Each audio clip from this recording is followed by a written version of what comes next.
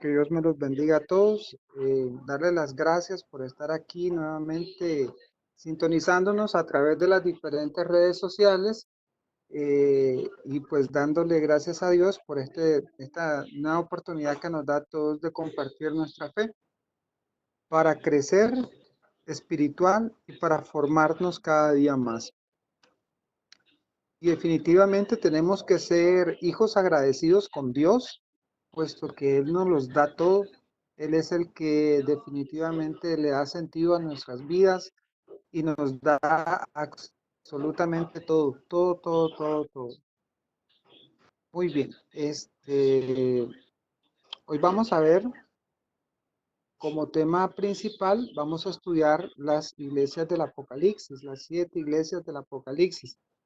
Pero lo vamos a hacer de una manera diferente, o sea, vamos a verlas, no las más importantes, todas tienen un mensaje importante. Vamos a observar 3 de ellas y de ellas, pues más o menos todas se vienen relacionando casi de la misma manera, ¿verdad? Tienen casi la misma estructura y lo vamos a ver a continuación con la siguiente gráfica. Vamos a ver la primera diapositiva. Las 7 iglesias del Apocalipsis que abarca el capítulo 2 y 3 son Éfeso, Esmirna, Pérgamo, Tiatira, Sardis, Filadelfia y la Odisea. Entonces, cada una de ellas hay un encorio, una queja, una corrección, un juicio y una promesa. O sea, hay un diagnóstico de cada una de estas iglesias, de su comportamiento, de la manera en que ellos se han venido desarrollando y cómo vienen haciendo las cosas como comunidad cristiana. Y entonces es ahí donde el autor sagrado empieza a darnos a nosotros pautas importantes de cómo entender el comportamiento de la iglesia. Y ahora vamos con estas 3 iglesias que vamos a estudiar, definitivamente vamos también a nosotros a traer un poquito para nuestro saco, cómo estamos nosotros viviendo la fe y cómo nos estamos comportando dentro de la iglesia, ¿verdad? En Éfeso, por ejemplo, capítulo 2, versículo del 1 al 7 dice que rechaza el mal por su labor, prueba falsos profetas, tiene perseverancia. ¿Cuál es la queja? Perdió su amor hacia Jesús. ¿Cuál es la corrección? Que recuerde de dónde había caído, de arrepentirse, hacer las primeras obras. ¿Cuál es el juicio? Dios le quitará el candelero. ¿Cuál es la promesa? Acceso al árbol de la vida. Ese es el esquema general de las iglesias. Ese es el esquema que ellos van a presentarnos en el libro. O sea, hay una presentación de parte de Jesús y a continuación viene una queja, viene una corrección, viene un juicio y viene una promesa. Recordemos que las profecías son idealmente para que no se cumplan. O sea, lo que busca la profecía es que no haya un cumplimiento, que la gente tome conciencia y se arrepienta, cambie, haya una transformación del modo de comportarse, ¿verdad? Muy bien. Entonces, ahora sí, vamos para la primera iglesia que vamos a estudiar, que en este caso, vamos a ver un poco lo que es el marco sociopolítico de las 7 ciudades del Apocalipsis. Es importante tener una referencia sobre este marco sociopolítico. Dice el texto que las ciudades del Apocalipsis se encuentran en la región de la provincia romana de Asia Menor, Esmirna y Éfeso en Jonia, Filadelfia, Tiatira y Sardes en Lidia, Pérgamo en Misia y la Odisea en Frigia. 4 de estas ciudades todavía son muy prósperas. Esmirna, que hoy es Izmir. Pérgamo, Bérgamo. Filadelfia es Alesir y Tiatira Akisar. Por otro lado, la Odisea solo se encuentra en un pequeño poblado llamado Concali, de Sar Mustafa, cerca de Sardes. Existe además el centro turístico Pumakele, que goza de un gran desarrollo localizado a distancia de Éfeso. Entonces, esa es, digamos, la organización nosotros podemos encontrar. Esa organización que tiene esta comunidad, estas comunidades cristianas de las 7 iglesias. Entonces, vamos a estudiar esta primera iglesia, que es el cristianismo en Éfeso. Dice que nace dentro de un contexto de paganismo, magia e inmoralidad. Hermanos, obviamente tiene que nacer en ambientes totalmente diferentes a los cristianos, puesto que se está iniciando un proceso de evangelización, una presentación de Jesús como Señor y Salvador, como aquel que dio la vida por nosotros y que nos salva de nuestros pecados y nos da la vida eterna. Pero resulta de que estas personas estaban dentro de su acontecer cotidiano, estaban enraizadas en paganismo, en magia e inmoralidad. Entonces, por ejemplo, ahí se conocen las ocasiones, se conoce que las sacerdotisas de Artemisa en ocasiones practicaban prostitución sagrada. Terminado el culto de terminaban en verdaderas orgías, un caos moral de la ciudad, era increíble, ¿verdad? Heráclito, filósofo griego que vivió en Éfeso, comentó que los actos sexuales en el templo eran inferiores a las bestias, porque incluso los promiscuos perros no se mutilan unos a otros. O sea, era un desorden a nivel sexual increíble. Se practicaba hasta lo inimaginable. Eso es lo que nos trata de decir este filósofo que dejó ese escrito antiguo. Entonces, dentro de esa comunidad es que se desarrolla la comunidad cristiana de Éfeso. Entonces, vamos ya a estudiar un poquito más a profundidad. ¿Cómo se refiere Dios a Éfeso? El juicio sobre los falsos apóstoles, capítulo 2 del 1 al 7. Escribe el ángel de la iglesia en Éfeso, el que tiene las 7 estrellas en su diestra, el que anda en medio de los 7 candeleros de oro, dice esto: yo conozco tus obras y tu arduo trabajo y paciencia, y que no puedas soportar a los malos, y has probado lo que se dicen ser apóstoles y no lo son, y los has hallado mentirosos.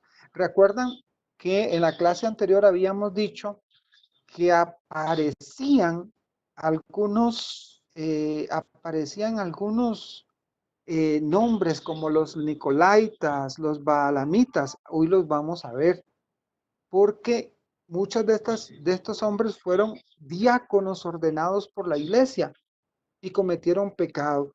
Y tan es así que arrastraban a las comunidades cristianas nacientes a cometer los pecados que ellos hacían. Entonces ahí es donde nosotros vamos a entender por qué es que el escritor sagrado del Apocalipsis los menciona.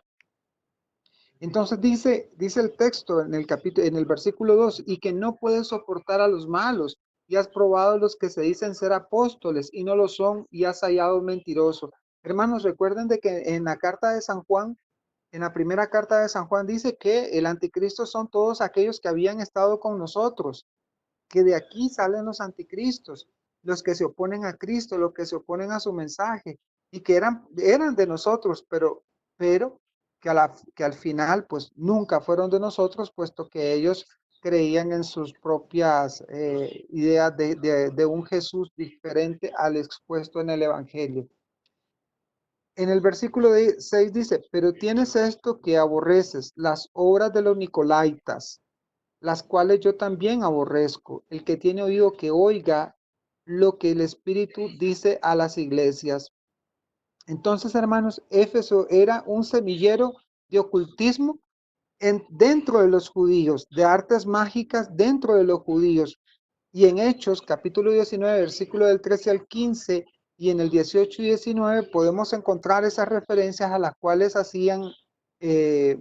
los apóstoles hacían referencia a las prácticas de esta comunidad que venía creciendo.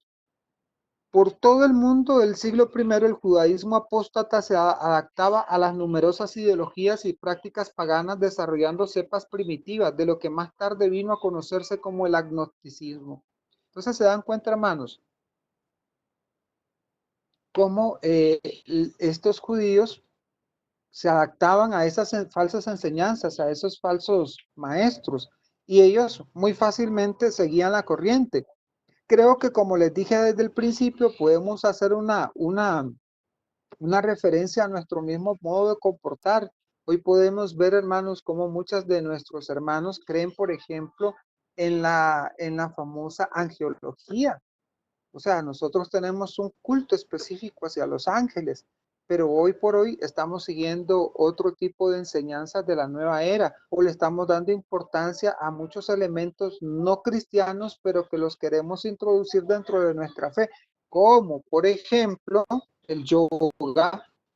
Entonces, no, no es malo hacer yoga, no podemos revolver la fe. Eso mismo sucedía con esa comunidad de Éfeso, que estaba contaminada y querían hacer una especie de sincretismo religioso. O sea, ¿qué es?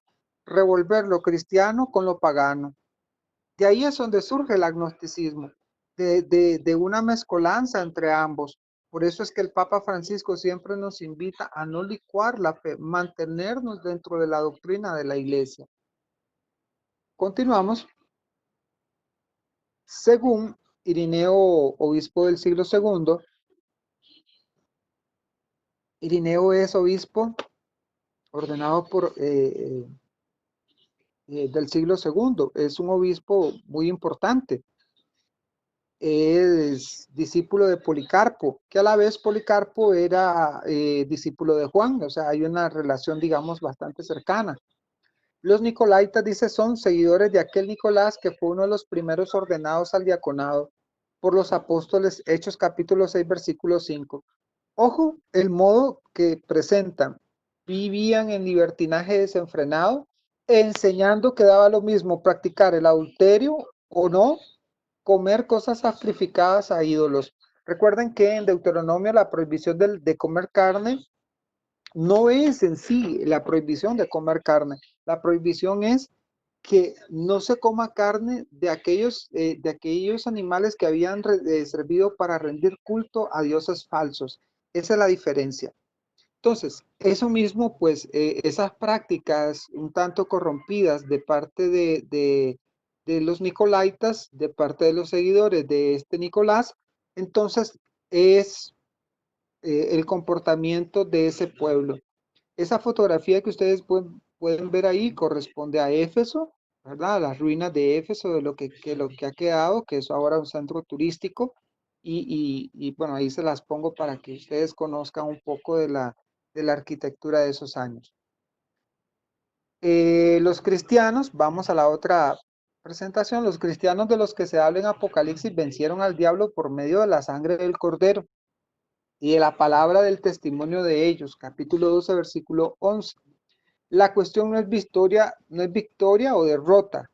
La cuestión era victoria o traición. Precisamente lo que hoy nosotros vivimos. ¿Sos fiel a la doctrina o no eres fiel a la doctrina? Por ejemplo, hermanos, yo le digo a un hermano, vea, la música protestante es para los hermanitos protestantes y la música católica es para nosotros los católicos. Entonces me dice, no, un momento, usted no me puede a mí decir qué música debo o no escuchar. Ciertamente, porque Pablo nos lo dice muy claro, todo nos conviene, mas no todo, no todo nos conviene, perdón, todo nos conviene, mas no todo nos es lícito. Entonces, ese es el punto. O sea, que nosotros nos movemos según nuestro propio parecer y no queremos cumplir los preceptos que la iglesia nos manda, ¿verdad? Entonces, esa es la cuestión. Es una cuestión de ser fiel a la palabra de Dios, ser fiel a la doctrina de la iglesia, ser fiel a la enseñanza de los apóstoles o simplemente darle la espalda, traicionarlo. La misma posición a veces podemos tener nosotros en temas sensibles como los que estamos viviendo el día de hoy, ¿verdad? Hay unos que son fieles a la palabra de Dios y se mantienen dentro de esa fidelidad. Hay otros que por ende se acomodan porque tratan de agradar al mundo. Ese es el problema. Tu falta de fidelidad a lo que has recibido. El cristiano vence y a él le concede Cristo el privilegio de comer del árbol de la vida. O sea, aquella persona que se mantenga firme, como lo dice la palabra de Dios también, quien se mantenga firme hasta el final alcanzará la salvación. Esa persona es el que tiene la promesa de y la esperanza de comer del árbol de la vida.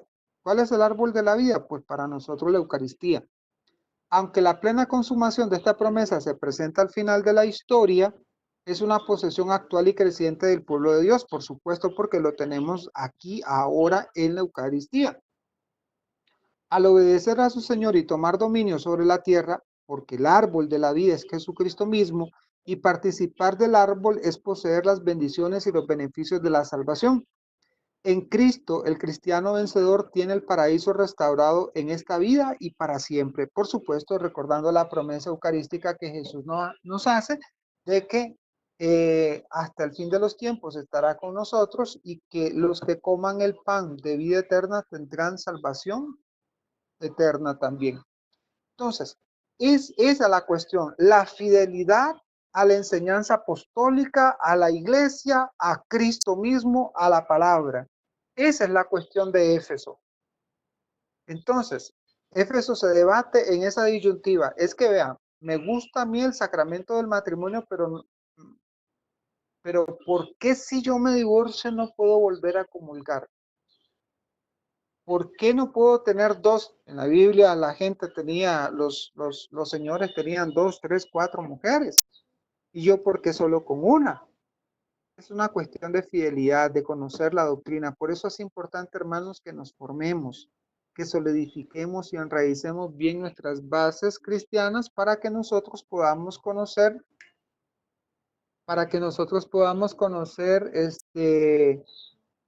bien qué es lo que Jesucristo nos enseña y no cometer errores, y que tampoco falsas corrientes de doctrina nos arrastren, como lo vemos ahí a través de la experiencia que tuvieron esta comunidad cristiana y los nicolaitas, que proponían algo contrario al evangelio, algo contrario a la enseñanza de la iglesia, algo contrario a lo que verdaderamente la iglesia nos muestra. Muy bien, continuamos.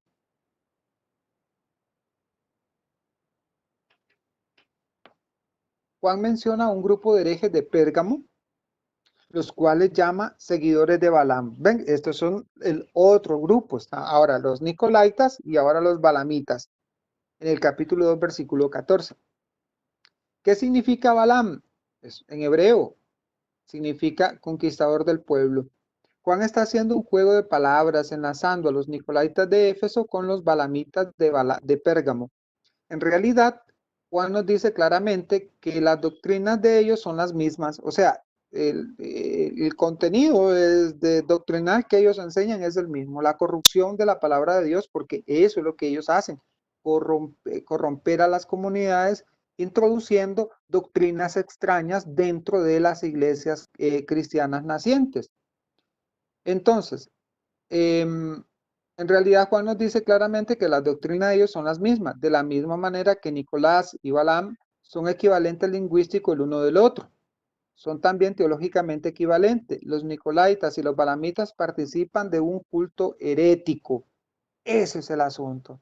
Un culto herético con las de la facción de Jezabel en la iglesia de Tiatira. Es que, hermanos, digamos que cada iglesia tuvo su propio talón de Aquiles, porque la iglesia de Jezabel, ¿quién era Jezabel? Era una mujer que era una sacerdotisa que rendía culto a Artemisa, que es la diosa griega, y igual como hacían esos cultos, esos griegos hacían esos cultos sexuales aberrantes, donde ahí eran orgías impresionantes las que sucedían, nos los cuenta la historia, nos los dice muchos documentos históricos que por ahí tenemos de esas prácticas horrorosas. Por ejemplo, el hecho de que llevaran niñas de 12 años y eran presentadas como ofrenda a los sacerdotes, o sea, ¿para qué? Para que las violaran, ¿verdad? El hecho de que, por cierto, estos hombres,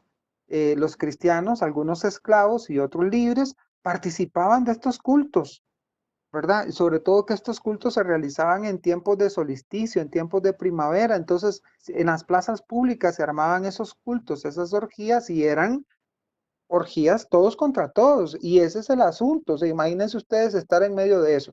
un poco, digamos, de la propuesta moral que hoy, amoral, perdón, que hoy existe. O sea, hagamos culto del cuerpo y que cada quien vaya a la libre y haga lo que le dé la real gana, porque al final es su cuerpo, es su decisión, es todo. Entonces, descubrimos que sus doctrinas son idénticas entre sí. Por esta razón, parece ser una herejía en particular la que es el blanco de estos mensajes de la iglesia durante los últimos días. Por supuesto, ¿por qué razón es el blanco de la iglesia de los mensajes del ángel?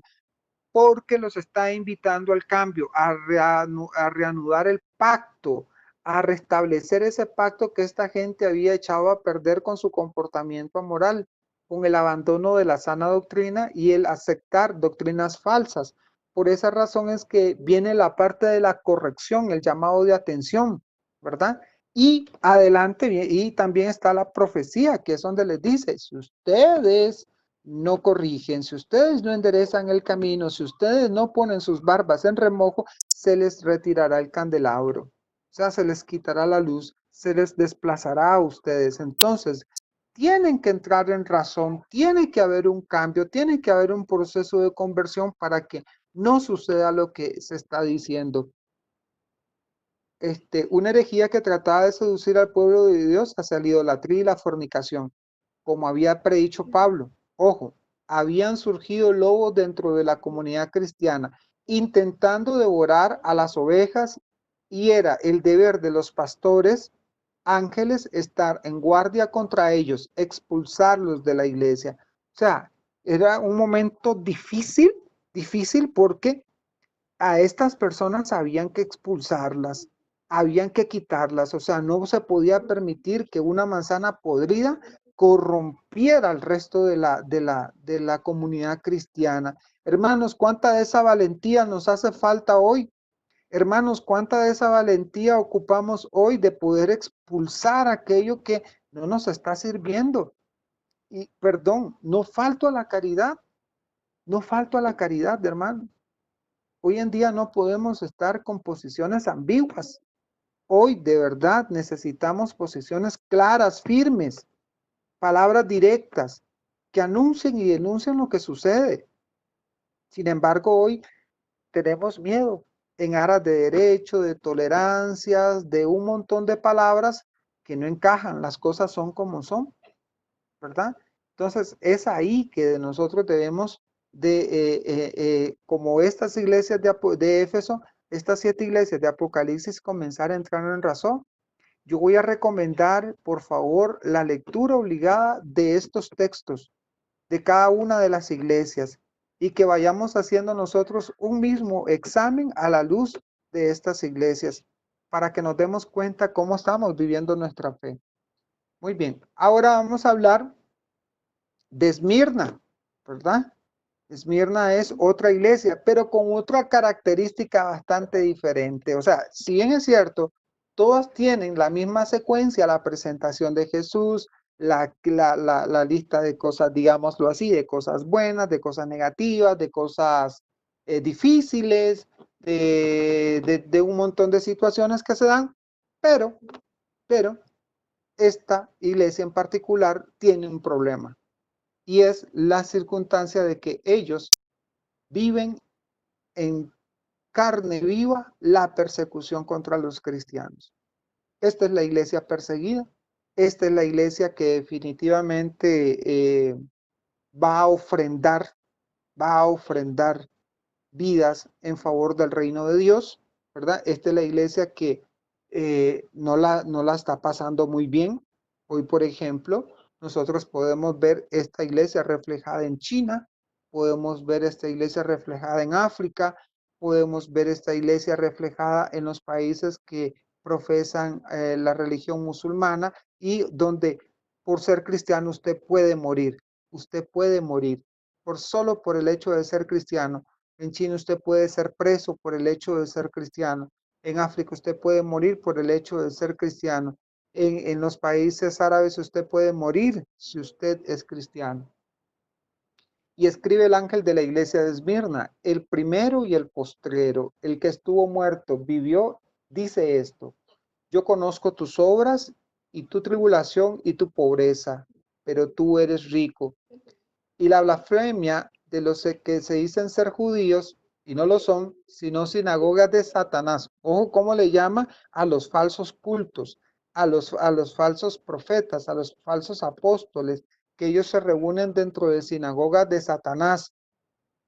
No temas en nada lo que vas a padecer. La primer clave de este texto es que el mensaje es muy claro. No tenga miedo. A pesar de la tribulación, no tenga miedo. Si te están siguiendo para matarte, no tenga miedo. Si a usted lo señalan, lo acusan o lo difaman, no tenga miedo. Recuerde la bienaventuranza. Bienaventurado aquellos que son calumniados, seguidos, perseguidos por mi causa, porque de ellos será el reino de los cielos.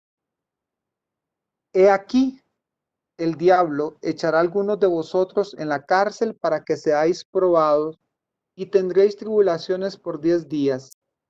Ojo, sé fiel hasta la muerte y yo te daré la corona de la vida.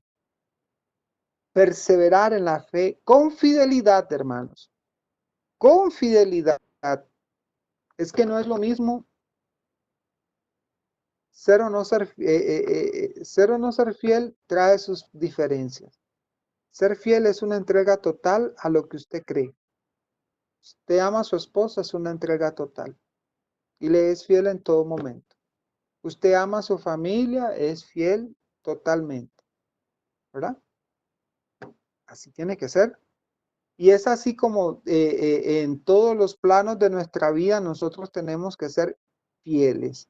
Fieles en las convicciones que tenemos, en lo que somos, fieles en lo que verdaderamente amamos, ¿verdad? Eso es lo que manda el Señor.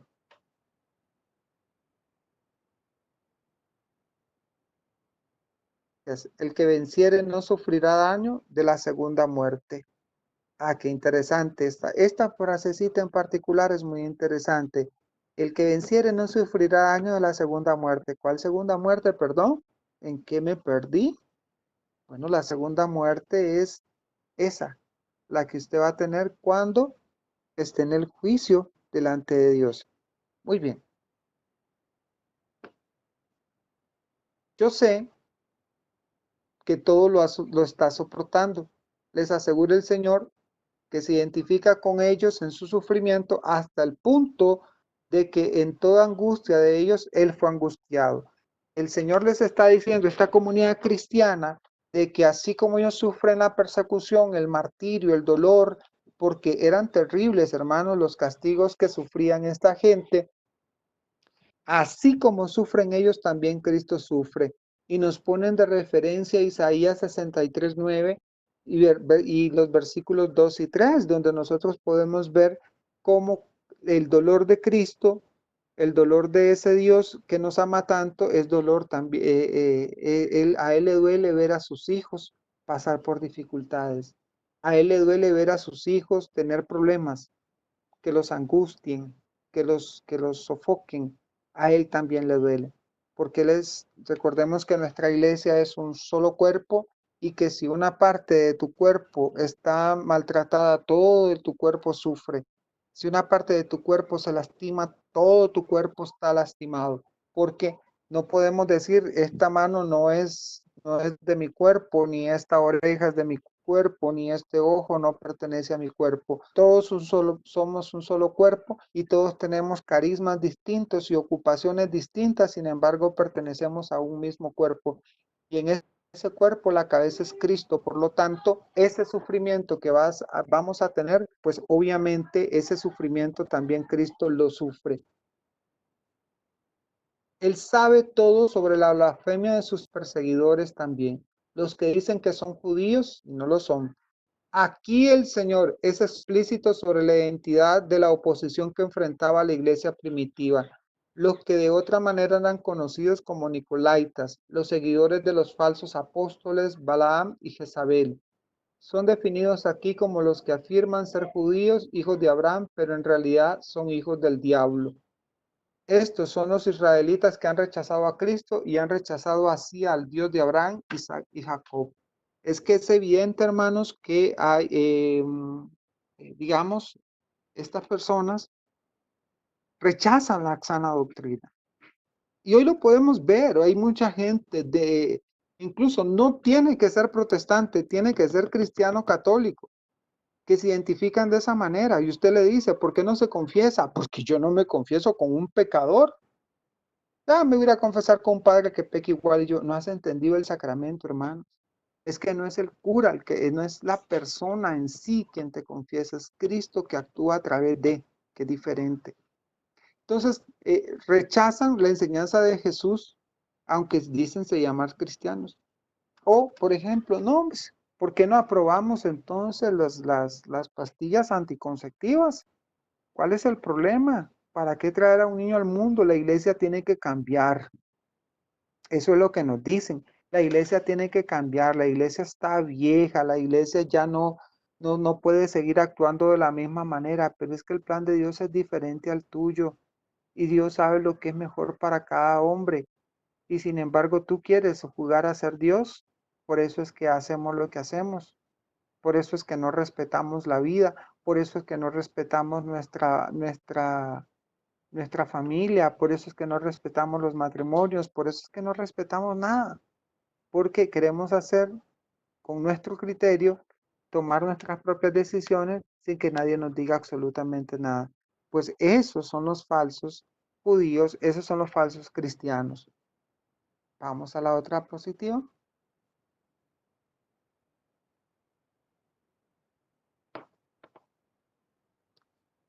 Los textos bíblicos y extrabíblicos confirman la existencia de una comunidad judía muy activa en Esmirna, pero con cierta hostilidad hacia la iglesia. El autor del Apocalipsis hace referencia a la sinagoga de Satanás. Es que, hermanos, esta comunidad de Esmirna le fue en feria, le fue feo, como dicen. O sea, los mismos judíos se encargaban en denunciar a los cristianos para que fueran capturados y a la postre, pues, asesinados, ¿verdad? Era terrible, o sea, la persecución definitivamente era terrible. Es ahí donde el autor sagrado empieza a desarrollar y la comunidad cristiana comienza a desarrollar una serie de simbologías, tanto en colores como en números, para poder comunicarse y poder establecer una relación entre sí, ¿verdad? ¿Por qué? Porque era más fácil. Por ejemplo, voy a ponerles un ejemplo. En este tiempo que vivimos la pandemia, pues nosotros como iglesia hemos desarrollado estos mecanismos. Bueno, aunque no propiamente los ha desarrollado, digamos, el mundo, pero nosotros estamos haciendo algo muy interesante que lo vamos a ver un poquito más adelante. Pero nosotros estamos haciendo algo diferente. Estamos cristianizando los medios y estamos aprovechando este recurso que el mundo ha creado para llegar a donde ustedes. Este recurso lo tenemos que aprovechar porque con él nosotros llegamos a donde ustedes, llevando la buena nueva, llevando la buena noticia para formarnos espiritual y formarnos en la fe cada día. Entonces, eso es lo que hacemos.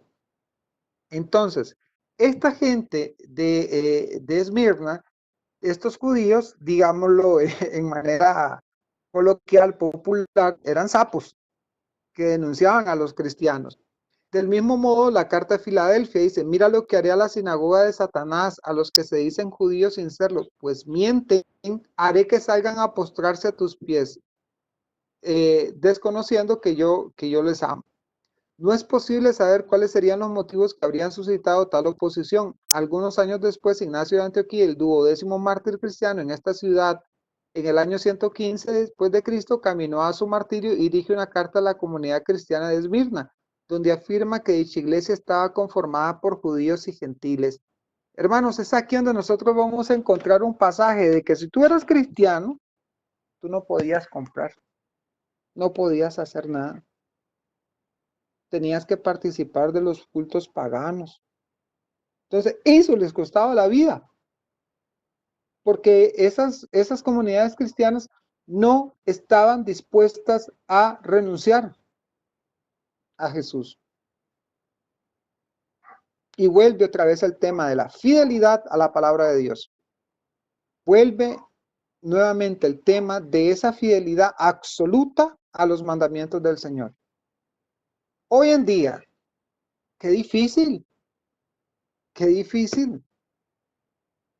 poder nosotros ser fieles a los mandatos del Señor, porque no queremos renunciar, queremos vivir según nuestro parecer, porque nos han enseñado, nos han venido enseñando de que podemos ser autosuficientes y podemos ser como dioses y podemos decidir sobre lo que nosotros verdaderamente consideramos nos conviene. Nada más, vamos a la siguiente. Entonces, ¿qué fue lo que escribió San Ignacio? Ojo qué linda esta carta. Glorifico a Jesucristo, Dios que os ha concedido tal sabiduría. Pues he sabido que habéis alcanzado la perfección en la fe inconmovible, de manera que estás clavado en la carne y en espíritu a la cruz del Señor de Jesucristo. Literal, hermanos, estas personas entregaban su vida por completo y sufrían el martirio. Eran crucificados como Cristo, arrojados a los tigres, a los leones, animales salvajes para que los devoraran, o se los echaban a los gladiadores y los gladiadores los asesinaban. Esta gente estaban viviendo una fe muy fuerte, muy poderosa, puesto que su dolor, su sufrimiento, su cruz, lo juntaban con el dolor y el sufrimiento que Cristo padeció en la cruz. Por eso que ellos son mártires de la iglesia, nuestros primeros mártires, que ofrendaron su vida con su sangre para la causa del reino de Dios. Sólidamente establecidos en el amor por la sangre de Cristo y repletos de certeza en nuestro Señor, que es verdaderamente del estirpe de David, según la carne, hijo de Dios por la voluntad y el poder de Dios. Me encanta esta parte donde les dice a ellos, sólidamente establecidos en el amor por la sangre de Cristo y repletos de certeza en nuestro Señor. Es que esa certeza, esa fe viene del testimonio, viene de lo que Cristo nos enseña a nosotros. Esa fe viene y se fortalece a través de la palabra de Dios. Vean qué interesante es esta parte que digamos casi que un credo, nacido verdaderamente de una virgen, ojo, año 115, bautizado por Juan para que toda justicia fuese cumplida por él, crucificado verdaderamente en la carne por nosotros bajo el poder de Poncio Pilato y del tetrarca Herodes. Nosotros existimos gracias a su fruto, gracias a su bienaventurada pasión, para levantar un signo por los siglos mediante su resurrección para sus santos fieles, ya sean judíos, ya sean paganos, en el único cuerpo de la iglesia. Entonces vean los elementos preciosos que contiene esta carta, que datan de la iglesia de Esmirna, de esa iglesia perseguida, de esa iglesia que testimonia con su vida, con su sangre, la persecución que sufrieron para esa época. Esmirna, tenemos que pensar en Teoclesiano, el emperador que mandó esa persecución terrible. Tenemos que pensar en la persecución que los judíos también emprendían en contra de los cristianos.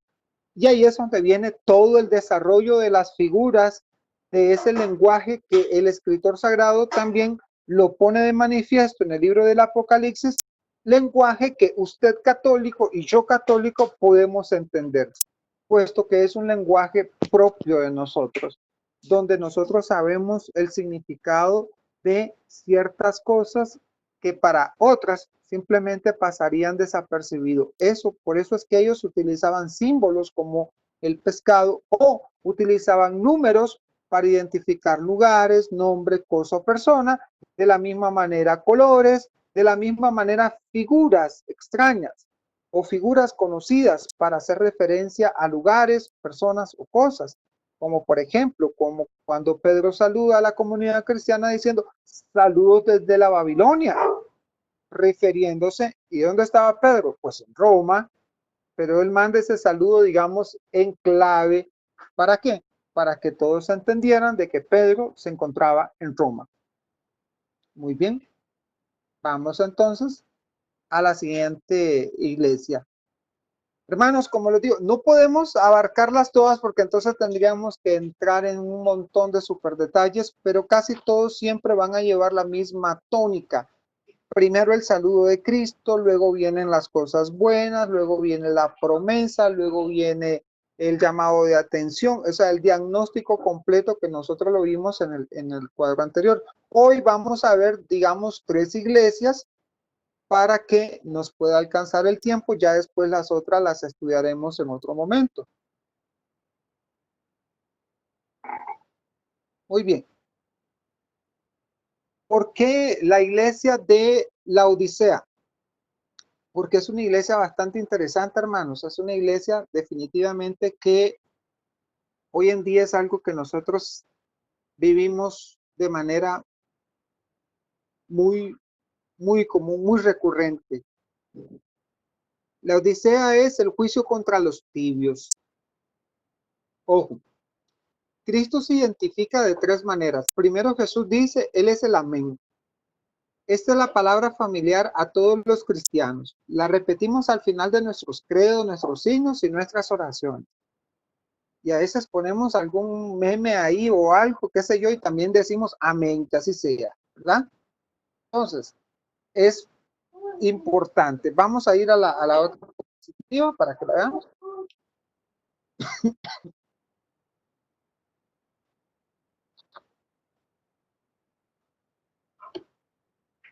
Su fuerza real, perdón, en términos de la teología de la Biblia, es mucho más fuerte. Es realmente un juramento. Ojo lo que significa decir amén. Significa invocar sobre uno mismo las maldiciones del pacto. Traigo a colación del libro del Génesis cuando Dios le dice a Abraham que van a sellar un pacto, la primera alianza, van a sellar ese pacto. Entonces vino, Dios le dio las indicaciones que tenía que hacer. Busca 7 animales y cada animal lo vas a partir por la mitad. Lo vas a poner a un lado, a la izquierda y a la derecha y pasa por en medio de ellos. ¿Qué pasaba uno diciendo por en medio de ellos? Pasaba diciendo, todo lo que le pasó a estos animales me pase a mí si no cumplo con el pacto. Todo lo que pasó a estos animales me pasa a mí si no cumplo con el pacto. Amén. O sea, así sea.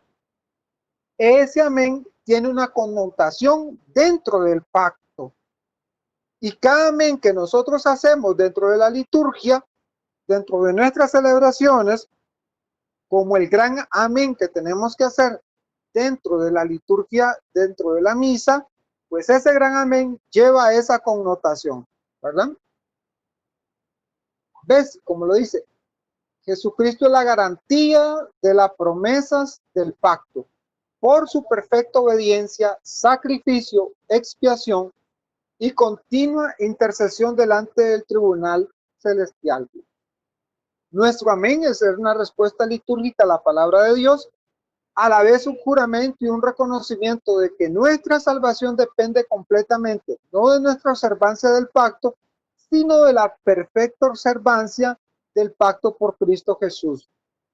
Él se coloca a sí mismo y en nuestro lugar bajo las estipulaciones y maldiciones del pacto. Recuerdan que Jesucristo hace una comparación muy interesante con Números cuando le dice a los fariseos que el Hijo del Hombre va a ser erigido como fue erigida la serpiente. La serpiente, hermanos de bronce, representa el pecado y Cristo se toma todo el pecado. Él no tenía pecado, pero él asume el pecado, que es muy diferente. Lo asume para derrotarlo, lo asume para darnos libertad, lo asume para romper las cadenas y darnos la nueva vida cristiana. Por eso es que él hace esa comparación tan preciosa y por eso es que lo tenemos que tener en cuenta siempre. Vamos a la siguiente presentación.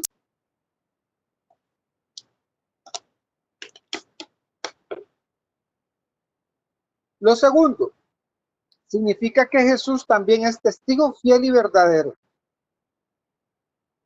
Es que la fidelidad de Cristo, alcanza, eh, es incomprensible a nuestra propia mentalidad, pero es un modelo que nos enseña a nosotros también a ser fieles. Dice, en cuya palabra podemos confiar eternamente. Él es un testigo fiel porque su testimonio es verdadero. Y es un testigo verdadero porque en él reside la completa realización de todos los requisitos que hace de cualquier persona un testigo real y verdadero. Tercero, dice Jesús, él es el principio de la creación de Dios. Es el archo tanto del origen como del regente de toda la creación.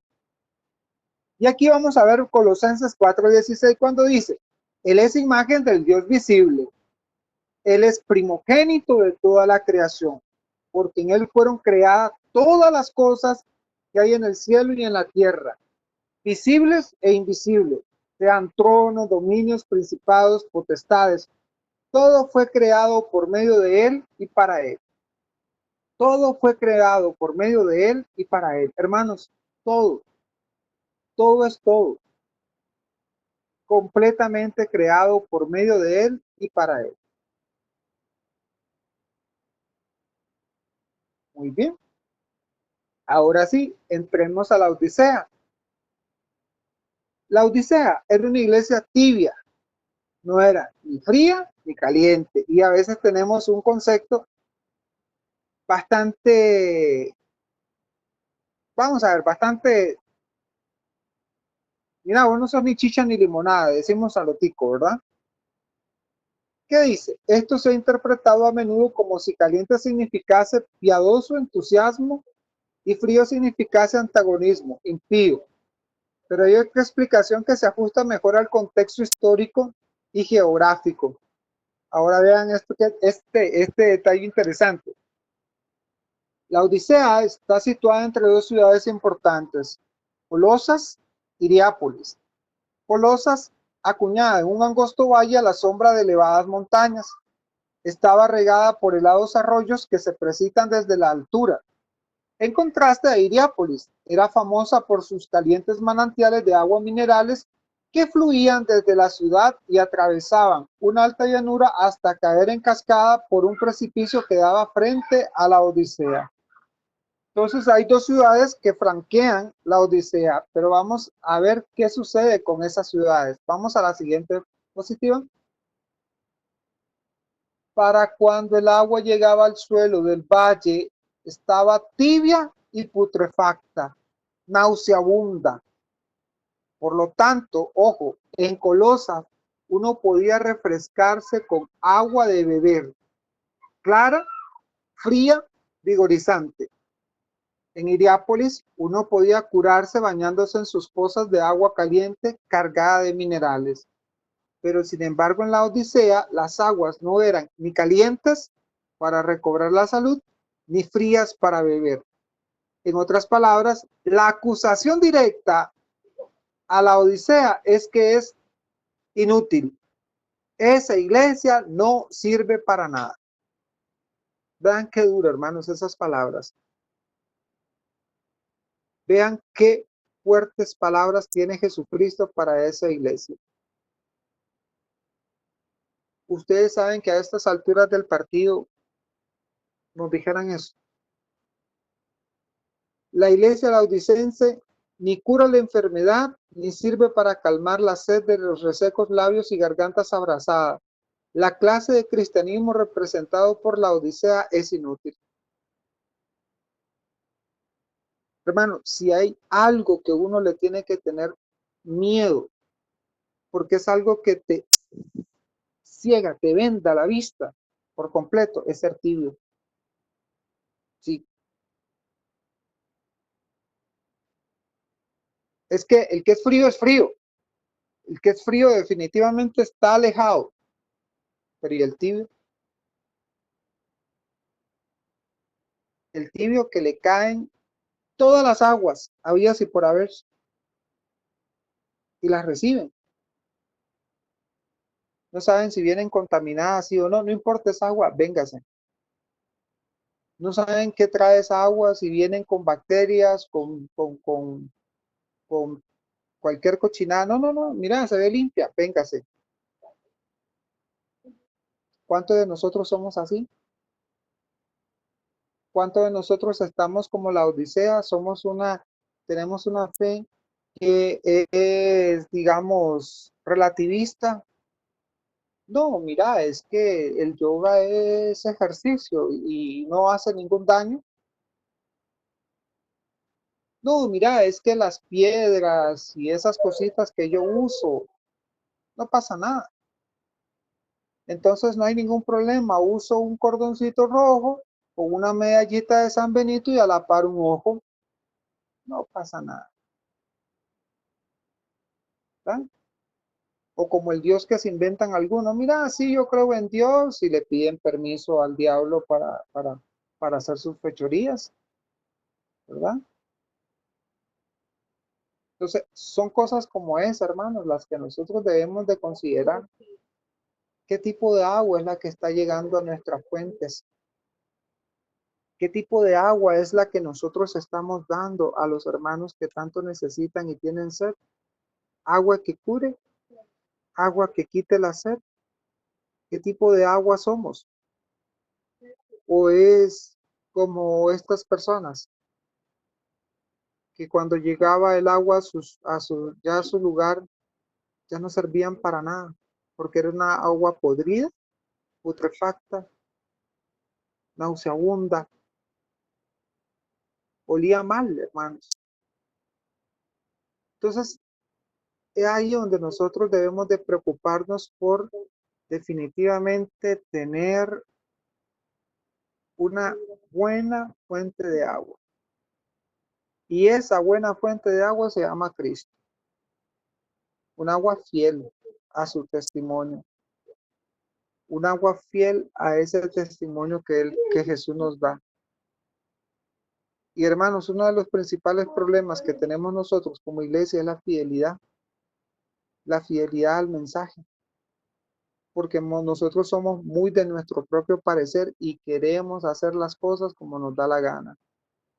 Vamos a la siguiente presentación.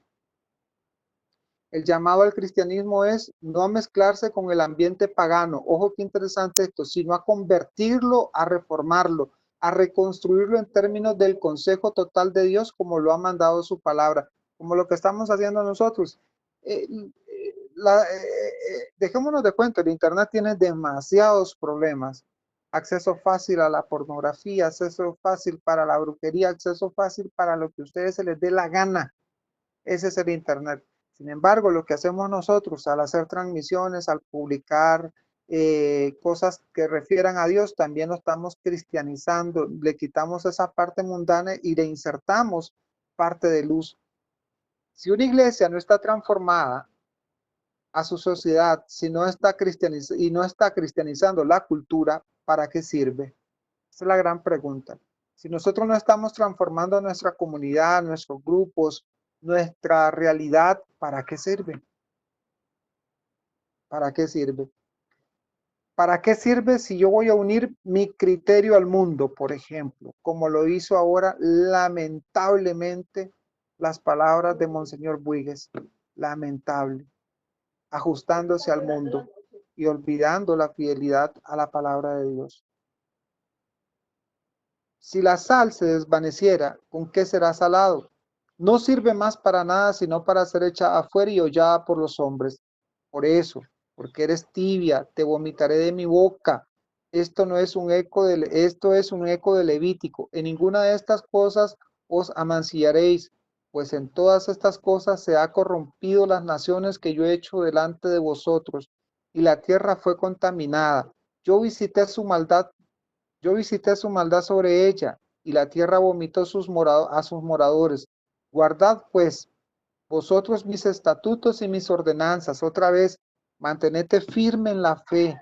Sé fiel a los estatutos y a las ordenanzas de Dios, y no hagáis ninguna de estas abominaciones. ni el natural, ni el extranjero que mora entre vosotros, porque todas estas abominaciones hicieron los hombres de aquella tierra que fueron antes de vosotros, y la tierra fue contaminada. No sea que la tierra os vomite por haberlos contaminado, como vomitó a la nación que la habitó antes de vosotros. La tibieza laudicense es abominación del Señor, porque se llenaron de muchas aguas contaminadas. Y nosotros debemos de preocuparnos por no contaminarnos, para que no nos vomiten. Porque el estar tibio me hace ver, no, yo estoy bien, la verdad es que yo, mira, una vez al mes voy a misa o voy a misa los domingos, pero tu vida de fe es nada más es una vida de cumplimiento. Mira, mis hijos dieron la primera comunión, la confirma, se confesaron, fueron a misa, ya, esa es la vida, una vida tibia, no sirve para nada, porque la vida del cristiano es una vida de desgaste, es darse a los demás sin medida. La vida de los cristianos es ser testimonio de Cristo, y con esa vida así tan apagada que llevas, no vas a poder dar testimonio de Jesús. Para concluir, el privilegio de gobernar con Cristo le pertenece a todos los cristianos en el tiempo y en la tierra, aunque el dominio es progresivo a través de la historia hasta la consumación final. Pero Cristo ya ha entrado a su reino. Él ya ha desarmado a Satanás y a los demonios. Nosotros ya somos sacerdotes y reyes con Él. Así como Él venció, nosotros hemos de ir adelante venciendo en su nombre. Entonces, hermanos, el anuncio, el mensaje a las 7 iglesias se resume en esto, en hacerles un llamado de atención, ver sus fortalezas, pero también ver sus debilidades. Jesús prácticamente les hizo un foda y les hizo una advertencia. Y esa advertencia que es profética, esa advertencia es a la que ellos tienen que escuchar y empezar a tomar las mejores decisiones para mejorar y no salirse del pacto, ¿verdad? Y es lo que a veces nosotros no queremos hacer. Queremos seguir actuando según nuestro parecer, no queremos hacer, queremos seguir haciendo las cosas a como nosotros nos da la gana. Y podemos correr el riesgo de que se nos retire el candelero, podemos correr el riesgo de que no vamos a comer del árbol de la esperanza, podemos correr el riesgo de que vamos a perder al Señor por infieles. Entonces, la invitación que nos hace el libro del Apocalipsis a las 7 iglesias es cambiar, arrepentirnos, transformarnos, ser criaturas nuevas, abandonar al hombre viejo, las prácticas que me apartan de Dios, dejar la idolatría, dejar todo lo malo y seguir los pasos del Señor. ¿Para qué?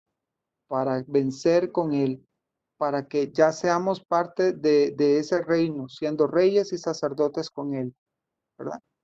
Entonces, hermanos, esa es más o menos también la relación que vienen las otras 4 iglesias, la misma estructura. El Señor se presenta, el Señor presenta las fortalezas, pero también presenta las debilidades, presenta qué es lo que tienen que mejorar, y el Señor pues presenta toda esa gama de advertencias a las diferentes iglesias para que ellos cambien las actitudes.